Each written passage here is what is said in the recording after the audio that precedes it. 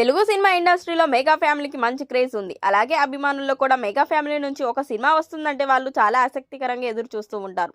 ఈ ఫ్యామిలీలో దాదాపు నలుగురు స్టార్ హీరోలు ఉన్నారు. అలాగే ఇంకో నలుగురు చిన్న హీరోలు కూడా ఉన్నారు. ఇక ఈ క్రమంలో ఇండస్ట్రీలో చాలా పెద్ద ఫ్యామిలీగా కొనసాగుతున్న మెగా ఫ్యామిలీ హీరోలలో చిరంజీవి ప్రముఖుడైతే ఆయన తర్వాత పవర్ స్టార్గా గుర్తింపు పొందిన పవన్ కళ్యాణ్ తన తర్వాత స్థానంలో ఉంటాడు.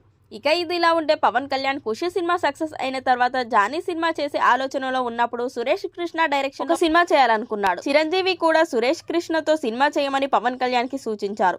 ఇక ఇలాంటి క్రమంలోనే సురేష్ కృష్ణ పవన్ కళ్యాణ్ కి ఒక కథ చెప్పాడు.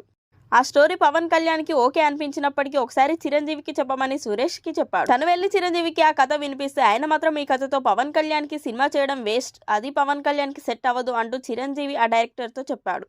ఇక దాంతో పవన్ కళ్యాణ్ కూడా చిరంజీవి మాట మీద గౌరవంతో ఆ కథ కాకుండా వేరే కథతో సినిమా చూద్దామని సురేష్ కృష్ణతో చెప్పాడు. ఇక ఆయన కూడా ఓకే అని అక్కడి నుంచి వెళ్ళిపోయి ఈ స్టోరీకి ఇంకో హీరోని వెతికే పనిలో పడ్డాడు. అయితే ఇలాంటి క్రమంలోనే ఈశ్వర్ సినిమాతో సూపర్ సక్సెస్ అయిన ప్రభాస్ సెకండ్ ఇన్నింగ్స్ కోసం ఏ డైరెక్టర్ అయితే బాగుంటుంది అని ఆలోచిస్తున్నప్పుడు సురేష్ కృష్ణ ప్రభాస్ దగ్గరికి వెళ్ళి కథ చెప్పి ఆయన్ని కృష్ణంరాజుని ఒప్పించి సినిమా చేశాడు. ఆ సినిమానే రాఘవేంద్ర. అయితే ఈ సినిమా ఫ్లాప్ అయింది. అయినప్పటికీ ఇందులో కొన్ని ఎలివేషన్స్కి మాత్రం మంచి గుర్తింపు వచ్చింది. ఈ సినిమా చూసే ప్రభాస్ ఛత్రపతి సినిమా కోసం రాజమౌళి తీసుకున్నట్లుగా అప్పట్లో రాజమౌళి కూడా చెప్పాడు.